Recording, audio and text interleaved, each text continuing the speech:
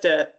Okay, so I'm not going to spend a lot of time introducing myself, but I think I know everybody here anyway. I'm Sam, and I am the lucky person that hosts these meetings. Today we have the brilliant Alice Sheldon with us. I'm super excited about this session. Alice is going to introduce herself, and then at the end of the session, I'll just explain some of the things that Alice is offering in case you're interested in finding out more. One thing to note, we are recording this session because there's so many people that wanted to find out about it and weren't able to make it. So we'll be sharing that afterwards. So without further ado, Alice, I'm going to hand over to you and put myself on mute until you need my services. Thank you, Sam. That's excellent news. I'm wondering services for what? I mean, the mind, boggles, but thank you very much for the warm introduction. It's lovely, and lovely to see you. Some of you are familiar faces. I had the privilege of dropping into your December sessions, so lovely to have made the acquaintance of some of you already, and thank you very much for all the steering in the chat, which we'll come back to. So so I'm Alice Sheldon. I work in all kinds of organisations across sectors, sharing needs understanding, which is the work that I am introducing to you today. For me, it's been the single most useful thing that I have found in terms of really supporting, I guess, my own development as a leader, and also supporting others to grow and develop, and it's a delight to offer it today. I need to also say that Teams is not my native app, so if you can't see things or whatever, please just shout at me, because I will be oblivious.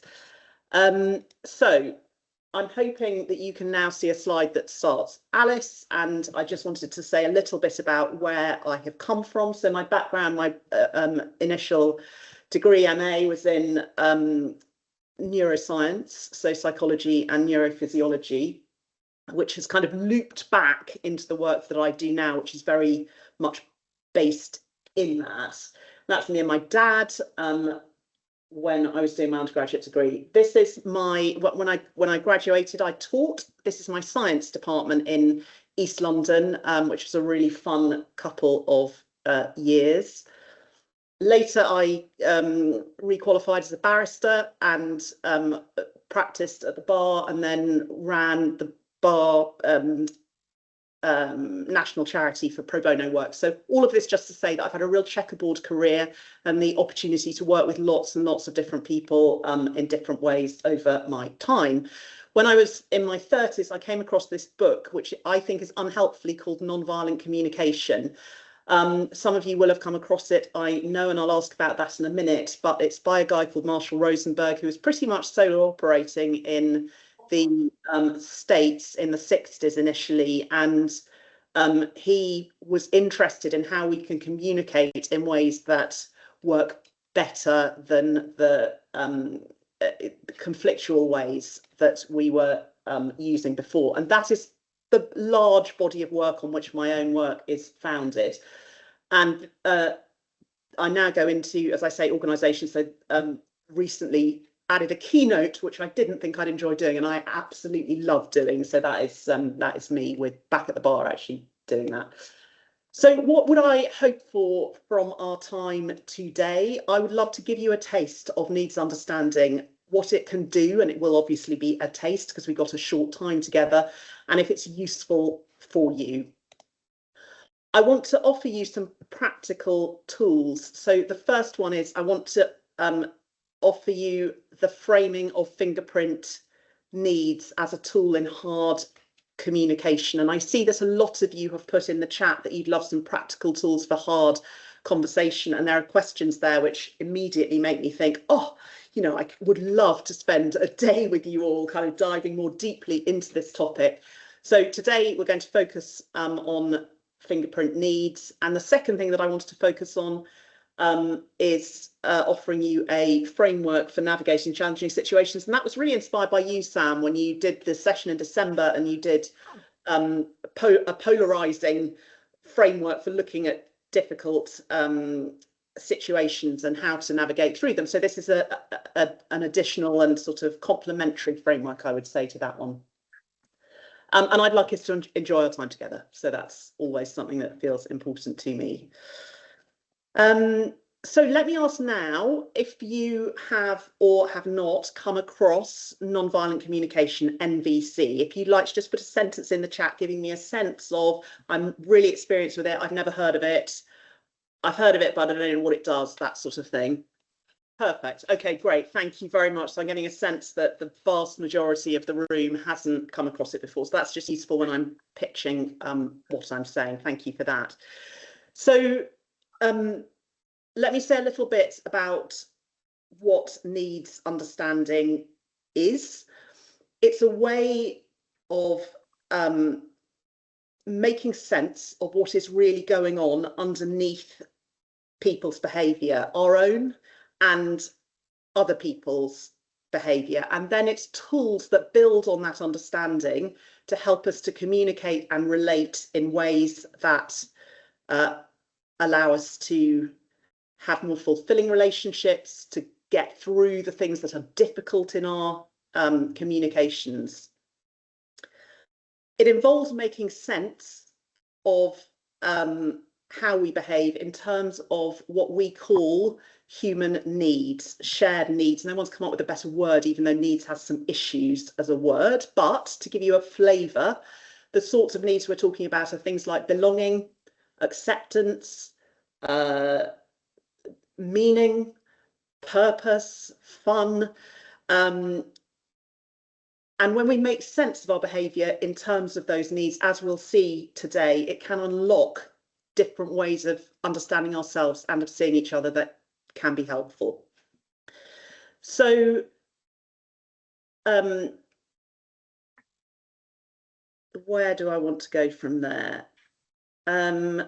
Yeah, okay, I think I want to go back to just sharing my screen again. And to say something about how I'd like us to work today. So of course, everything is invitational. It goes without saying. Feel free to drop in, drop out, do whatever you need to look after yourself during the session. Please do let me know if you aren't getting what you want, if it's not working for you. That would be helpful, either in the chat or you're very welcome to interrupt. Please do take what you like and leave the rest. We'll work together for most of the session, and then probably about an hour in, depending on how things go, we'll break out to do some practice in groups. I will, or Sam will, circulate the slides after our meeting. So anything that you see on screen, you don't need to write down, but if you want to take additional notes, of course, please do. Okay, so are there any questions or concerns at this point? Not? Fine. Okay, so I want to start with an activity to get familiar with needs, and for this you will need to have a needs list nearby. So either Sam or I, depending on which of us is more technically competent in this moment, is going to put a link in the chat for you to find one. I'm not even trying, Sam, I'm just looking at you, hopefully. Thank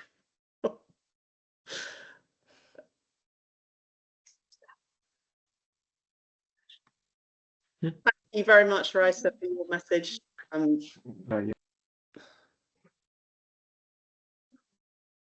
Rachel, I think, left one earlier as well, saying you'll need to duck out, so thanks for that. It's there. Perfect. Thank you so much, Sam. Really, that's great. So if you could click on that, you should find an A4 list, which looks a little bit like the list on the slides.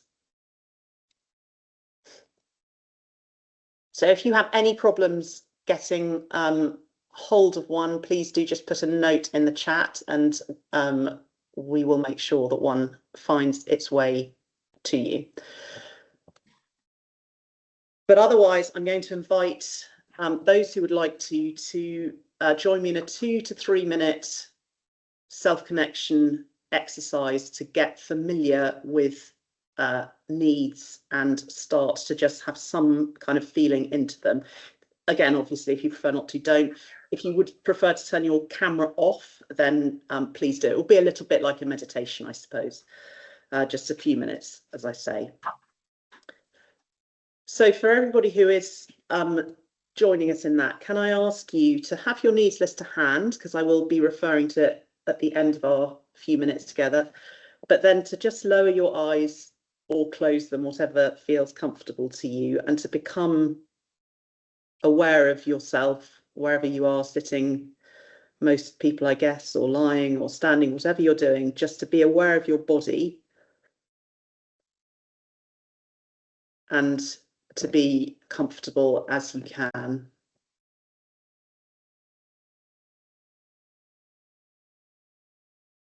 And can I then invite you to turn your attention to your breathing? So there's no need to change it at all, but I invite you to notice the flow of your breath into your body and out of your body again. You might find that you feel the cool air coming in and then the warm air flowing back out again. And we're all arriving on this call from different places and with different thoughts in our heads. So as thoughts come in, as they will, then I invite you to just turn your focus back to the physical feeling of your breath. And what I'd love you now to do is to focus on your body, the rest of your body, and the physical sensations that you're aware of in your body. So you might be feeling some heat or cold. You might notice tightness or aches. You might notice fluttering. Whatever the physical sensations are, have a little look through your body and just notice what's going on for you in this moment. Just allowing those feelings to be there and noticing them. And in a moment, I'm going to ask you to open your eyes again, come back into the room, and to look at the needs list that you have hopefully somewhere near to you. So if you'd like to do that now, and then my invitation is to take your needs list and scan through it. So read through it and see if there's a need that jumps out at you. Is there a word there that particularly draws you? And it's absolutely fine if there isn't. Might also be that you find one that you like the sound of. And I'll just give you some time to do that. And so as and when you have a need, some of you may find there are many that pull on you, in which case choose one for now.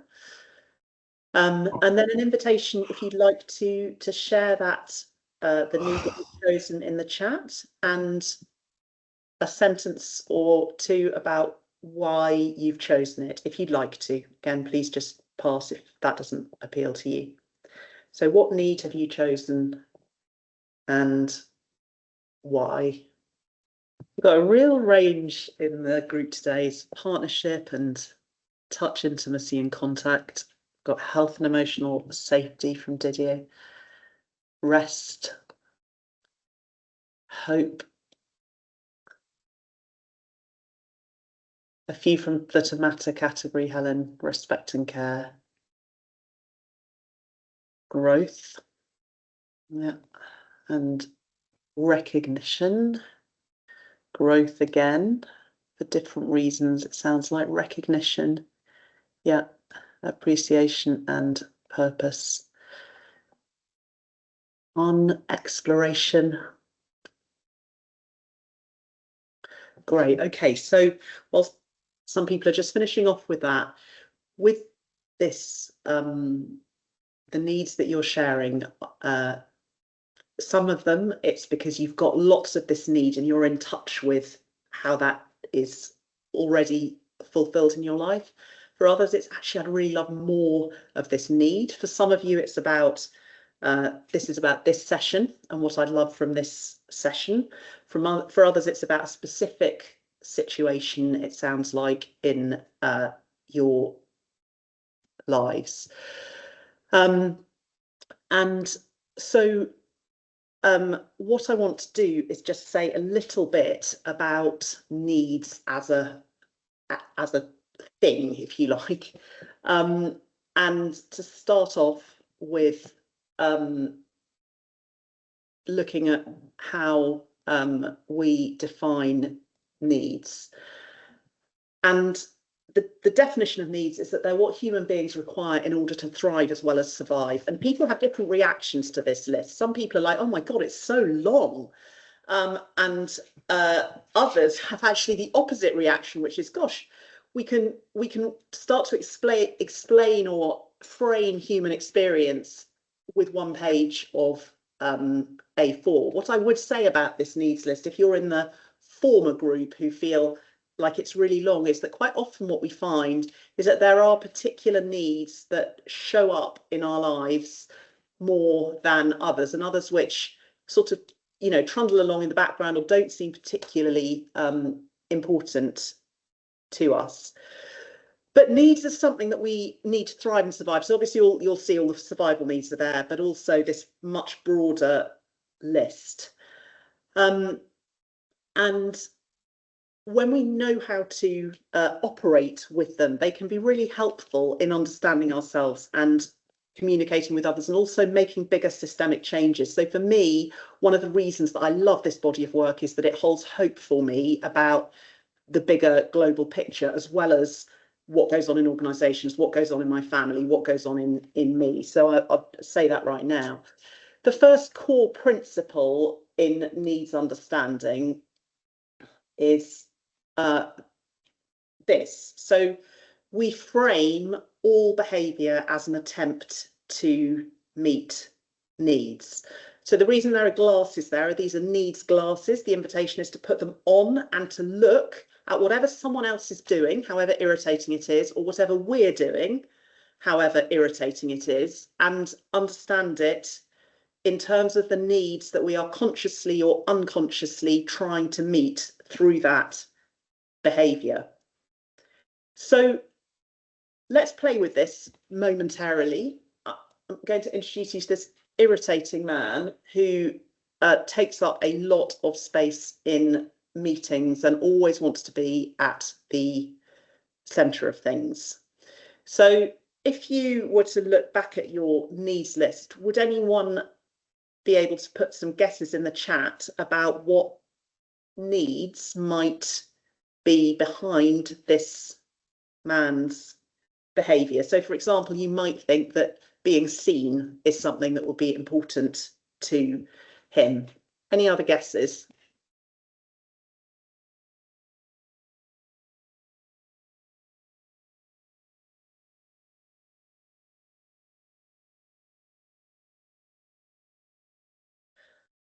Okay, validation, consideration, recognition, appreciation, being seen, recognition, validation.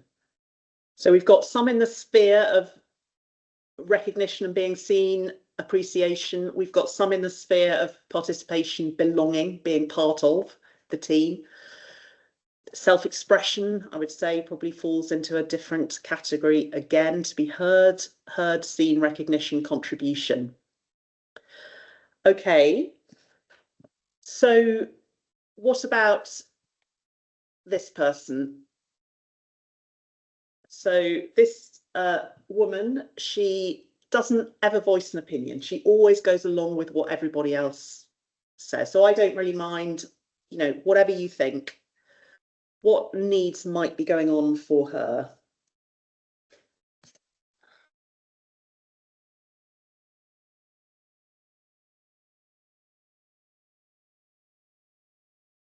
Emotional safety, harmony, lots of emotional safety, and acceptance and belonging as well. So again, a slightly different category there. So with needs, at the moment, what I'm just wanting to do is to invite you to think in terms of needs rather than necessarily knowing quite what to do with them. Clearly, when we're guessing what someone else might be needing, we don't know. We're making a best possible guess. So we're more likely to be right if it's our boss or our child than we are if it's a colleague who we don't know or a new acquaintance. But I invite you, just as a first thing to do, to get hold of a hard copy needs list and stick one in the top of a desk drawer or on a fridge or wherever is convenient for you, and ask yourself, okay, is it helpful if I start to see the world and people's behaviour and my own behaviour through the lens of needs? What I want to do is to, let me stop sharing. What I want to do is to tell you now a sort of contextual story about a situation with some difficult conversation and how the needs lens fits into that. So this was a situation a few years ago now when I was working with a more senior colleague. We were facilitating a residential workshop together with quite a large workshop with a team of people. And she was really quite a difficult person, I found, to work with. I got up at the end of dinner because I'd been sitting with a group of people who wanted something that evening that I could offer. So I got up at the end of dinner and I made an announcement that I would be offering that evening. Didn't check with anybody else because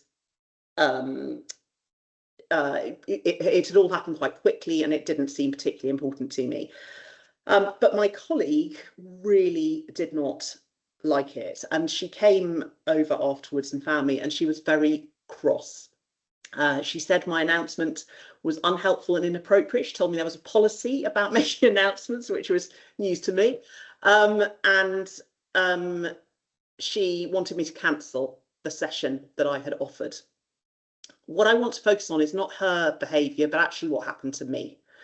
So I'm standing in front of my colleague, and many people faced with this situation would have found it a bit uncomfortable, probably would have potentially felt irritated by how she had behaved, might laugh it off, might not even really give it the time of day. But for me, I had a reaction which felt completely disproportionate to her intervention. So it felt like this sort of wash of hot and cold through my body. I felt like a prawn without a shell. I felt really vulnerable, really small, like I was a kind of 5-year-old again, quite shaky and wobbly. And having a whole feeling that was very familiar to me and that reminded me of many years back through my life. So this is an example, quite a strong one, of being triggered. Let me go back to sharing again. So here is my colleague and here is me being triggered. And when I'm triggered, what that looks like is there are big emotions around. So they can be, they're often anger when I'm projecting out at the other person, or shame, which was much more the case for me in this situation. I wasn't feeling really cross about her behaviour. I was feeling bad in myself. It's disproportionate to the situation. And often we feel like children again, and we react in ways that we later regret. And that's the key thing, that when we are caught up in a trigger reaction, whether it's a dialed down one or a big one, we do things that are not usually helpful to us going forwards. What I want to do is to invite you to guess with a needs lens on. Again, we're keeping the focus for the moment on me, not on my colleague. What needs were unmet for me in that situation, do you think? So you might think it was, I don't know, you might think it was respect, for example. What needs do you think might, Zoe's nodding, what needs do you think might be there? And just to or just to say, I suppose, the first time maybe, there's never a right or wrong here, as we'll see, or we would see if we were doing more on empathy. Just guessing in the territory of needs is helpful, even if we're wildly off. It's actually that there's no right or wrong, because just getting into the needs rather than what's going on the surface is helpful. So, yeah, loads of guesses, great. We've got competences coming up a lot, and we've got belonging, emotional safety. Yeah. Yeah. Yeah. And I would say that many of those were there for me. And there's one that I haven't seen, and you would have no idea particularly would be there because you're not inside my head. But the one that actually, if I were going down that needs list, doing that exercise of which one really jumps out, it is knowing that I am good enough. It's knowing that I'm enough just the way that I am. And the reason that I would pick on that one above all the others is because that's the one that for me is behind the overreaction that I'm doing. It's a fingerprint need. And each of us has a between sort of 2 and 5-ish fingerprint needs. And they are needs that we have a long history with. So if I look back to my family, then I can see in my family of origin that whatever I did, and I was a pretty diligent child, it wasn't ever seen to be enough. So I had this permanent kind of sense that I'd got something wrong and that I wasn't good enough. And we go through life carrying our unmet needs. And this is just one way of framing this. Of course, there are many different ways of framing how our childhood impacts our adulthood. I think it's a useful one because it will go into kind of organizations in a way that some of the more therapeutic stuff can grate with leaders. Anyway, when that need is touched now, what happens is that my brain doesn't distinguish between now and then. So it reacts to all the times that need has been unmet. My limbic system, the emotional part of my brain, doesn't do time. And that's why I feel so disproportionately triggered. Now, I've given you quite a big example here, and I'm imagining that many of you will be able to relate to your own version of this story, whether it's a version where you get triggered and feel small, or whether it's a version where you just get ragingly angry with somebody else. We all have our own different survival responses, but we can also think about this in much smaller terms. So I was playing bridge last night, irritating. I was just surrounded by irritating people. Look, and they were behaving in a way that I was really not enjoying. Clearly, I didn't have a whole sort of full-blown reaction at the bridge table, but I could definitely feel that sense of like, I'm about to say something that really is not going to lead to the kind of result that I want to have here. So different degrees of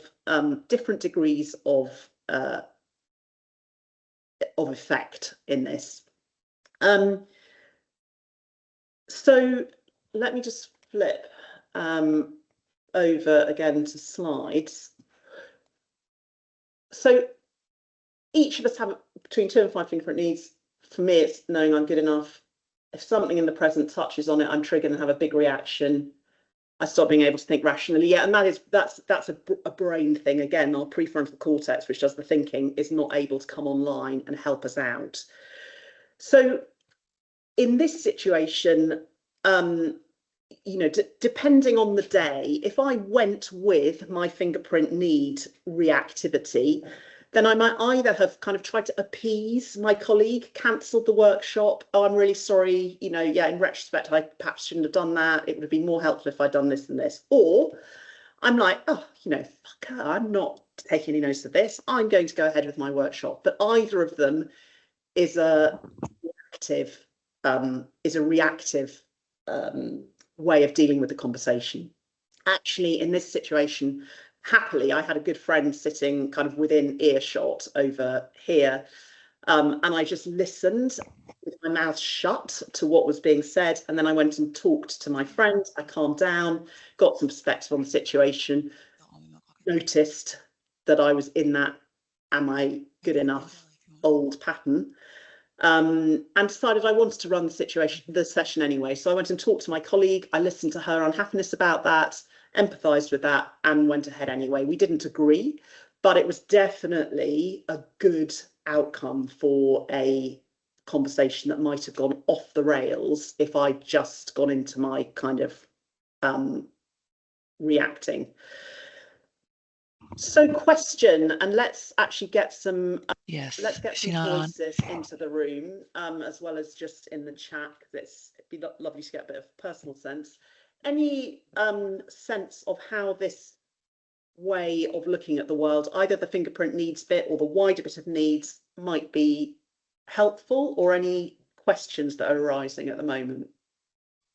Alice, I have a question. So I do a lot of work with a guy called Chris Beedie. He's a professor of evolutionary anthropology, cognition and neuroscience at Oxford and Kent University. And the question that I've got coming up is because we talk about needs and how when they're not met, that can emotionally trigger us. And he talks about, I suppose, 5 fundamental needs, so a little bit different to the full list. And that's really where my question is kind of coming in, and hoping you might be able to help clear this up for me. He talks about our social needs, and I think he is coming from a place of those things that will change our biology. And those 5 social or mammal needs that he talks about are inclusion, certainty, equity, belonging or attachment, and autonomy. So they're the 5 that he talks about. So the question in my head, I suppose, because I'm just trying to work out how this sits and fits within all of that, Yep. is yeah, can you help me with that, really? I love your question, Rachel. Yeah. I love your question. Thank you very much. So I haven't come across his work, so I don't know it. So this is interesting to me. In broad terms, I think you and I would probably need to sit down with a piece of paper and look at where the model that I am sharing with you has its basis in neurobiology, and where it has its basis in a human sense, understanding of how things work. Yeah. And I suspect that if we did that, we would then be able to mesh together, because it sounds like he is very in the within a discipline of evolutionary biology and an understanding that comes from that perspective, which I am definitely not. So that's not a very helpful question. I can't tell you on this call how the two map together. But as I say, I suspect it lies in the detail of what, because the model that I'm sharing has a biological basis in parts, like the fingerprint needs part or whatever, but in other parts it doesn't have a biological basis. It has a human sense, if you like, thing. Yes. Okay. No, that would be fun. That would be great. Okay, so I'd love to do that. Thank you, Alice. Thank you. Well, that'd be fun for me as well. Good. Great. I put everyone else off now. That's what I've done. I'm really sorry, I've forgotten the question now. The question was, how might this way of understanding the world through fingerprint needs help, and B, more broadly, needs as a whole? But yeah, either. Yeah, Alice, I've done a bit of this kind of work with through schools, and particularly working with disadvantaged children who are struggling to access education, and sat with panels to try to identify unmet need, which was very successful. But I've enjoyed listening to you because I think it brings in some of the sort of transactional analysis elements, some of Maslow's hierarchy, and I think there's just it's just really exciting as we journey more towards academia and kind of more research and more of the work that's been done into understanding the different parts of the brain and how they interrelate. It just feels like we're getting more clarity. I'm not sure we're there wholly yet, but we are moving towards that point, I think, where it's getting a lot easier to identify and understand, certainly working with clients, where sometimes they get emotionally hijacked, or there's, in the adult world where things are, quite often quite deep running unmet needs. So I just think all of this is tremendously helpful. Thank you, Chris, very much. And actually, it's really helpful you say that, because I think what I'm really keen to do, I don't feel precious about needs understanding being a discipline or it being particularly. What I want is the stuff that will transform and change, so that we draw on transactional analysis, we draw on the Rachel's neurobiological evolutionary, yeah, 4 words to I was like, oh, that's good, but whatever those pieces are, to find the ways forward. So yeah, thank you for that. Anyone else before we move on? Alice, can I just point out you've got a couple of questions in the chat as well. Thanks so much, Sam. Why don't I take those next? Any relation to the ancient motivators and hygiene? This is great. I'm about to learn all these new models. Ilka, I'm sorry, I don't know that model. I'm open to hearing more about it, but it might be at another point, possibly, depending on how relevant it feels to the rest of the group.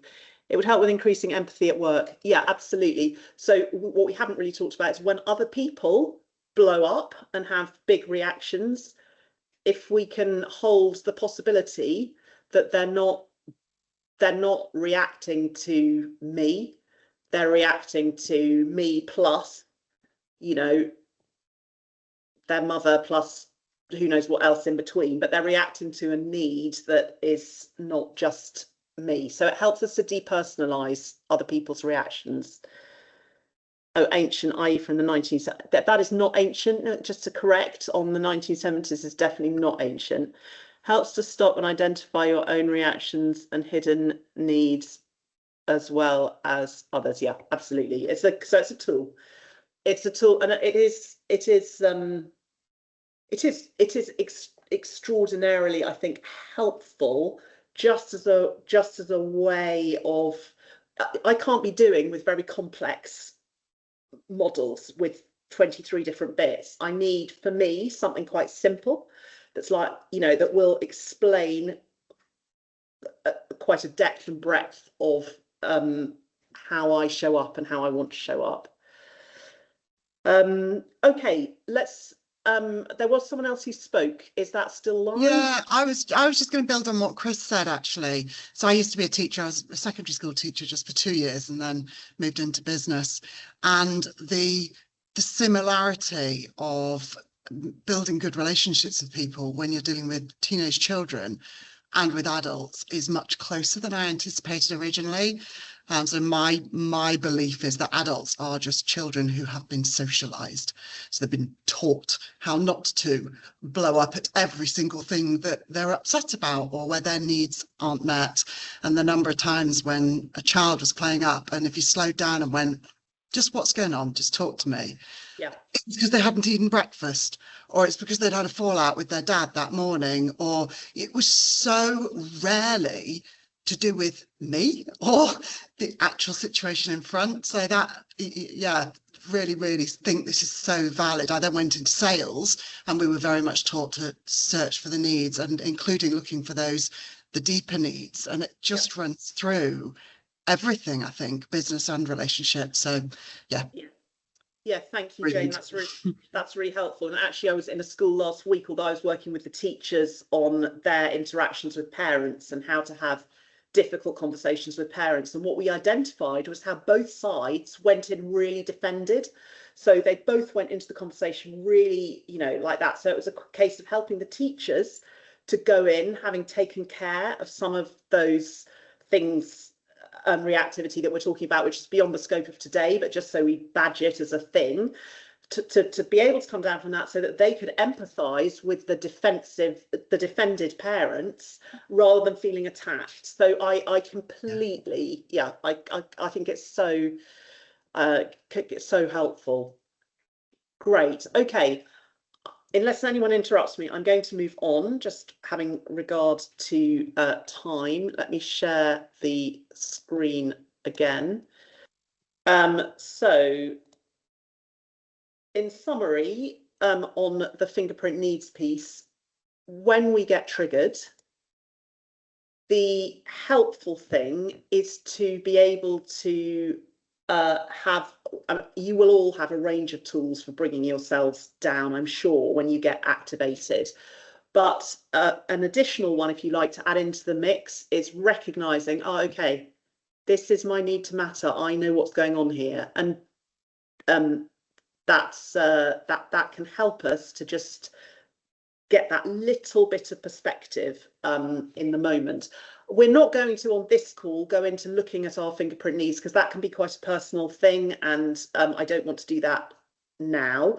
But I have got a fingerprint needs guide on my website, and so that is downloadable if you do want to know how to start to work out what your fingerprint needs might be.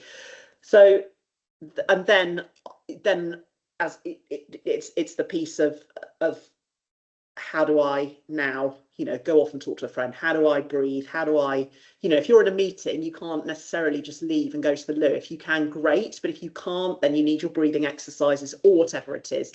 But just bringing your system back down again, which, as I say, I'm sure many of you will have tools for already, but do have a look at that guide if you're interested to. I want to just give you the shape at this stage. 2 minutes of needs understanding as a whole. So we've already looked at strategy 1, core principle 1. All of our behaviour is an attempt to meet needs. I want to say something about that. The fact that I recognise that your behaviour may be an attempt to meet your needs, well, it is in this framing, an attempt to meet your needs, doesn't mean I have to agree with you. I think that the reason we don't empathise with people is because we think that if we empathise with someone who has views that we find abhorrent or even unpleasant, if we empathise with them, we're agreeing with them, we're condoning them, we're tacitly kind of giving that energy. I don't believe that myself.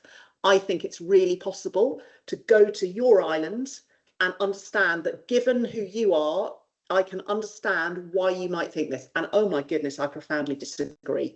For me, that's the sort of global scale as well as the small scale transformation, because if I can understand, I can connect more than if I'm just going, I'm out of here, you know, you're wrong, I don't like. So that's the kind of framing. Sometimes people think that this sort of work is about being nice or being complicit, and I really want to say it is absolutely not. So second core principle is that our world works best when our chosen strategies take care of everybody's needs, and we'll see how, those are just words at the moment, but we'll see how that happens. In order to make those core principles practical and active, we have 4 different skill areas. And when I'm going in and working in organisations, honestly, because you guys are all at a level of learning and development that is, you know, beyond what many of the organisational teams I'd be going into are. I haven't gone to these particular places, but we've got listening with empathy, which I've just said something about. We've got understanding ourselves with compassion. So that's where the fingerprint needs stuff fits in. Speaking to be heard, which is how do we, that wall is like, let's think all the time in our interactions about how can I lower the wall between me and someone else. If I'm giving a message that they're not going to want to hear, how do I lower the wall? I still need to be really clear about my message, but how can I say it in a way that makes it most likely that the other person is going to understand it? And there are lots of lovely little really nitty-gritty tools in there that are fun. And then acting with care for everyone's needs. And again, we'll come on to that in a moment, but the core idea is that in needs understanding, we are using strategies to meet our needs. We need to hold absolutely tight to our needs, but be ready to let our strategies, our favourite strategies, go a little bit. So that the purpose of that was just to give you a sort of idea of what needs understanding looks like. I want to tell you one more story before we move into the practice that I want to invite. So this is a husband and wife, and she comes in after a day at work and he is busy getting dinner ready. So she says, I have had an awful day at work. And he suggests that she sits down with a drink on the sofa and he'll carry on making dinner and have it all ready for her. And he is surprised when she feels disappointed. So he is doing what he would like to receive in that situation. But actually, her need is different. So she would like empathy and understanding. He wants to support and contribute to his wife, but the strategy he chooses to do that misses the mark, because what she wants is for him to listen to her. She doesn't want him to fix it, or he just wants to be heard. So if she had been on a needs understanding or similar training, then she might have been able to say, thank you for wanting to support me. I really appreciate that. Okay, that's the empathy piece. And then the my need piece is, do you know what? I really would love just to be heard on this. Could we just hold dinner for 10 minutes whilst I go through this with you? For example, needs to always be said in ways, of course. Quite often I get asked, if I say that, it's going to sound really fake. And it always, in needs understanding, authenticity goes above words. Like the languaging isn't relevant. It's how you convey what you're trying to do. So Jane, you were talking earlier about sales. If you go into sales and you empathize in order to manipulate somebody into buying, that is not empathy in my book. You might be using empathic words, but that is manipulation. Empathy is, I'm really interested in, it's got so the words can be the same, but it is all about what am I trying to do here. In empathy, I am trying to understand you always. So so I want to offer a really simple structure that we can play with, kind of leading on from that story. Here we go. Okay, so now can I do this? I wonder. Let's see. Yes, I can. Okay, cool. So when I did my book, sorry, this is complete aside. When I did my book, I couldn't get the cover right, and then this delightful illustrator called Eduardo came along, and he had this whole kind of he must have done at least 45 covers for me, and it was just brilliant. Anyway, we eventually came up with this little guy. So he was quite a long time in the coming, and Eduardo called him, this is the hero. It is the hero. And it had a really strong kind of like hero, this is a really and Eduardo's hero has been just appeared on all kinds of things since then. So here he is trying to find his way through thinking about a situation. So you can use this framework before you're going into a difficult conversation. So you're a teacher, you're going into a difficult conversation and you want to think about it. It can be, I have had a difficult conversation with my mother. How could I think about that interaction and what might I want to do going forwards? It could be, I'm in this situation now and I want to take a look at it. It's very flexible. So the invitation is to start here and to tell the story. So most of us like to tell the story about what's happened. But the transformation usually isn't in that. So we tell the story, but then we go to quite a sort of narrow window. We go over here, and we do always go this way first, and we think about what might my needs be in this situation. And when we're ready, and only when we're ready, we go over here and think about what might your needs be in this situation. And when we've done enough of going backwards and forwards and connecting with the needs, we ask ourselves, is there a way forward that has become clearer to us? What normally happens in a situation is we go from situation to way forward.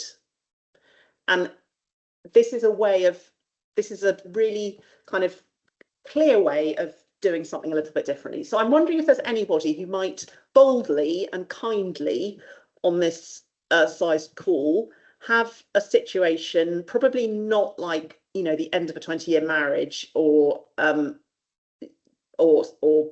my mother in my case, which would take us several years, but something of a bit lower intensity that they might be ready to. Thanks, Tolua, thanks for the message. That they might be ready to share.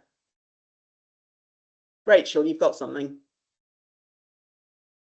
Well, at risk of jumping in again, this is really beautiful. I love the simplicity of this. And straight away, there's a client that I'm working with where there's been a huge disagreement. There's been a real butting of heads with my client and somebody else that they work with.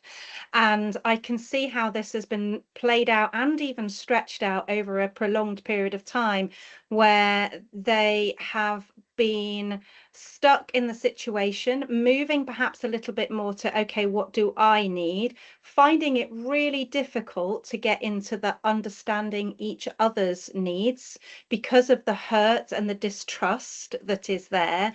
And you've got the HR director who is desperately trying to go from the situation to way forward. So yeah, this albeit it's not my own story, this is very much playing out for me in real time right now with one of my coaching clients. So this is beautiful, it's lovely, very simple, and yes, it's what I'm seeing there. I love the HR director. He's just like, right, come on, we need a solution. I mean, she's trying to navigate that. It's your, you know, my needs and your needs as well, and she's sort of, you know, being that mediator between the two as much as she can. But at the same time, you know, she's desperate to find that way forward. And I think the thing to share is just, I really thought it was beautiful how you said only when you're ready to look at their needs. And my client really hasn't been ready, or she's approached it slightly, but then needed to, you know, kind of come back from that and have great, you know, the space and the time. Yeah. And so, you know, this started well before Christmas and is ongoing. So and what I think is interesting, going back to our fingerprint needs stuff, is that often the most stuck situations have got an element of the fingerprint in them, and that makes them really difficult to navigate, because if you're in a work environment, you're not going to be working, I mean, it depends, like in some instances you are, but often you're not working at that kind of level, and so it's yeah, really interesting. Okay, does anybody have just a small, I'd like to just walk this through, because what I then want to do is to invite you to go into breakout rooms to play with it, if you'd like to, or we may want to do something else. Thank you, Kangas, thank you. Thank you, is it Maria Merja? But thank you. Sorry not to get all the names. Thank you, Tuli. Okay. So yes, so if there's anybody who's got just something we could work with, that would be helpful.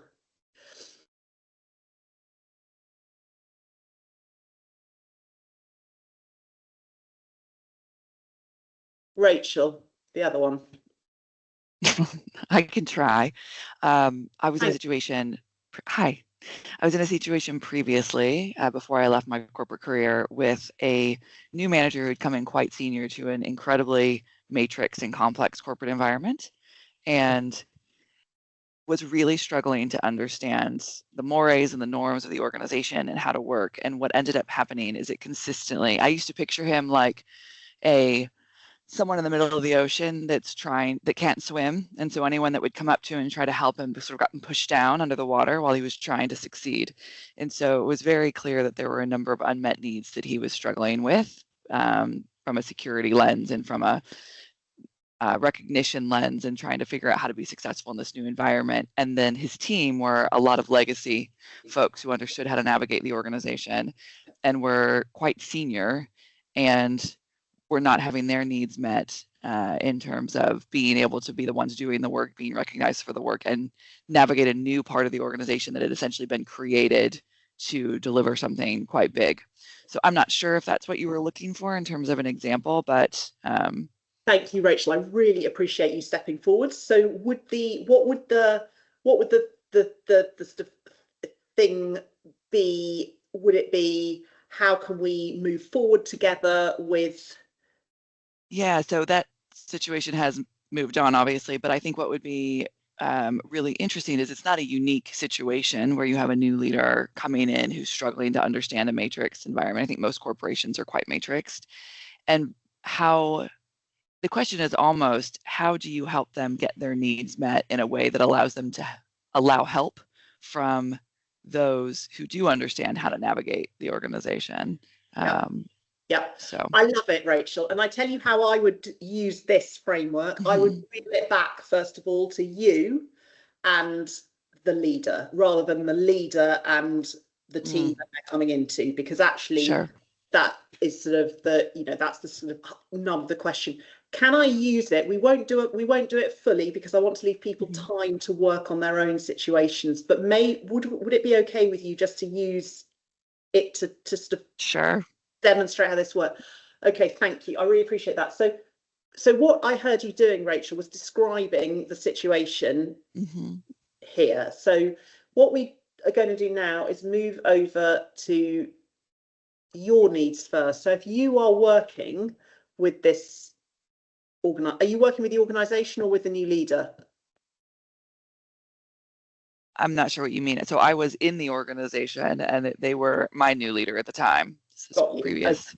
Okay. I hadn't understood that. Sorry, I thought you were coaching the new leader. Okay, that's helpful.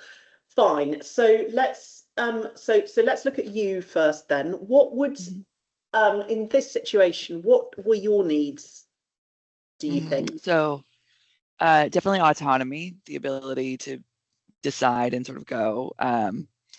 Appreciation, inclusion in the conversations. Trust. Just looking at your list here. Trust, absolutely. Partnership. Yeah. I think there's a piece around visibility. I don't know if where that shows up, but maybe it's in the inclusion area of being able to be seen as a part of the solution and be in the conversations. Yeah, or recognition, that kind recognition, that sort of space. And is there one amongst those that feels like it most lands for you, or is it a mix of all of them? I think autonomy and appreciation were the two strongest in that situation. Right.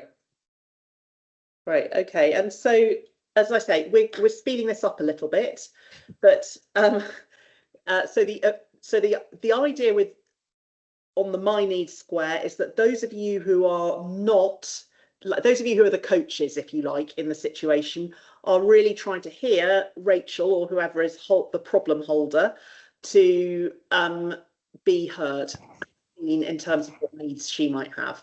So if I were actually doing this, I'd go on for longer, but we're going to move Rachel over for the sake of demo to the leader's needs. And if we had longer, I would be and this wasn't a demo, I'd be asking Rachel if she's ready to have a look at those needs. If people actually aren't ready, you can just stay on the My Needs piece. That's fine. There's no, But can we move over, Rachel, and take a look at the new leader? Sure. Absolutely. So I think there was a big piece on acceptance. I think there was a feeling of outsiderness or outsidership, whatever the word might be. I think there was, I'm just reading all of the pieces here. And this is where it's helpful if other people guess needs. What we don't want to do is get into a conversation at this point, because we're on a needs card, but it's helpful. Maybe other people have an idea what the guy's needs might be. I would also add, while others are listening and thinking, respect was certainly a big one. Effectiveness, he was really having a hard time figuring out how to be effective in the organization and navigate that. Yep. And there's something around safety. I don't know if it's emotional safety, but professional safety, feeling. Yep. I also, there was a, I don't know where you would put it. There was a high need for loyalty. And so anything that was a challenge felt like a anti-loyalty or whatever that word might be. So I don't know where that fits, how you would translate that into a need. Can I pause you again, Rachel? Absolutely. So where you get things coming up like loyalty, order, control, any of those big things, if they're not on the needs list, there's usually a good reason. So they're usually broad things that are sitting above something else. So the question to ask is, if loyalty was a big factor here, what is it? What was he wanting to get from the loyalty? What would that give him? I would say success. So where would I put success? Yeah. See. Almost this, I think it was a little bit in the competence space, the agency and competence. Yeah. Where I put that. Yeah. And sorry, I've got a child trying to get into her e-learning classroom. That's what this is about, where I suddenly have people visiting me. Go and sort that out. Apologies. You're right. Morning in the US on a snow day, always fun. Perfect. So it sounds like there's stuff around competence and acceptance and effectiveness for him. It also sounds to me like this would not be surprising if he's coming into a new role. There'll probably be some fingerprinty stuff going on for him, I imagine. Absolutely. It was incredibly clear that that was happening. Okay. As Brene Brown says, if you're familiar with her theory on chandelier pain from her husband, there was a lot of that happening in those conversations. Yeah. Okay. So that's the looking at both needs, and then we would go on to look at how would it look to move forward. For example, if we know, and Rachel, you were already hugely on it, if we know there's that Brené Brown fingerprint, whatever we're going to call it, stuff happening, how can we meet that? What would a way forward look like that would meet that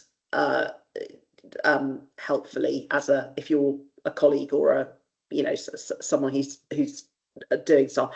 How, and what does it look like to look at these two sets of needs working together, and what might the strategies be that would support both people? Does this help us with any kind of insight that we might not otherwise have had? So yeah, Rachel, I don't know.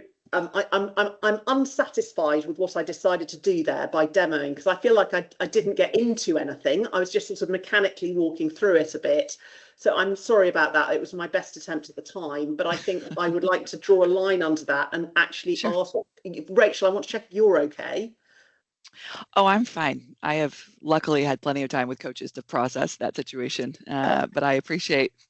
Hopefully it was helpful as a demo. Thank you so much. No, it was really helpful because I want people to be able to now go into breakouts for 15 minutes and have a chance to work with their own situations. I'm unsatisfied with myself, but I'm very grateful to you. Thank you. So Sam, could we just do that? And if so you're going into breakouts, take a scenario. It doesn't matter if it's not a current one. If it can be, it is. Try not to spend too long choosing it, and walk it through and just play with it and see what happens. If you don't know what you're doing, just stay behind when you're invited to go into a breakout, and I can say more. Alice, how long would you like the breakout to be? 15 or a bit less? No, a bit less. I'd like it to be 12, just so that we've got time to wrap up without exceeding the call time. Okay, I think I have done that. Done. Right, I'm going to open the rooms now. There are a few people I was unable to assign. It may be because they've left or they have different settings. So let's see who is left over. Perfect. And do call if you want help or anything. So it has been an absolute pleasure to be with you all. It's always funny on Zoom because you just don't get that sense of having quite seen everybody. I am going to, so Sam, I know you said you would step in and say something about me and work. I'm actually just going to do that, which is to say that I would really love anybody's kind help on finding places to take this work. So basically I've relied on word of mouth. That's been fine, but I now need to really get my business off the ground, and I'm happy to sort of, you know, think about doing very you know, not commercial talks until I've got myself up to that level again, or whatever. I'm open, but I think the stuff is good and I'd really like to be able to share it. And so if anybody has ideas about gatherings of people of the right sort of client thing, or organizations who might be open to this, when I go into organizations, I go in and I do it as communication collaboration in teams. And yeah, so I just again mention that because it would be very lovely to have help. I'd done my entire slide deck and I hadn't put on a slide about what I do, and I was like, oh, that really says exactly how I operate in the world, which needs to change a little bit. So thank you. Brilliant, Alice. Thanks you very much. No, that I can hear. And Yanis, great. Thank you very much. Got it. Yeah, I'm really sorry not to be able to hear you all. Sam, over to you. Okay, well, thank you, Alice, for your presentation, even though you can't hear me. Just to kind of summarize what Alice said, when I first met Alice, she was using this work to try to help people to communicate better. And over the last couple of years, she's got to the point now where she really wants to work with organizations to deliver keynote speeches or workshops for teams or groups to help them communicate and collaborate together better. So, you know, I'd suggest if you have needs like that in organizations that you're working with, then contact Alice. After this session, I will send out the slides that Alice has got and her contact details, and I'm sure you'll be able to find her on LinkedIn to connect with. So in the meantime, let's give Alice a visual round of applause since she can't